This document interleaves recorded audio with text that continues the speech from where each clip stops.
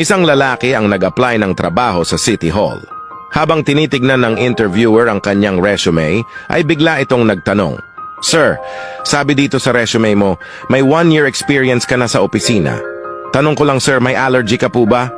"Opo sir," sagot ng lalaki. "Allergic po ako sa kape." "Ah, ganun ba? Nakasulat din sa resume mo na dati kang sundalo at PWD. Di ka naman mukhang PWD. Totoo ba ito?" "Opo sir, totoo po yan. Nung napasama kasi ako sa giyera sa Mindanao para ipagtanggol ang isang baryo, nasabugan po ako ng granada. Natanggal po yung 2 itlog ko kaya po PWD ako ngayon." "Ah, grabe. Saludo ako sa kabayanihan mo. Napahanga mo ako sa dedikasyon mo kaya dahil dyan, tanggap ka na.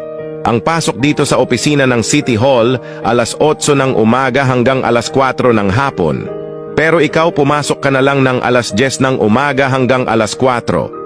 "Bakit po alas 10 na ako papasok?" tanong ng lalaki.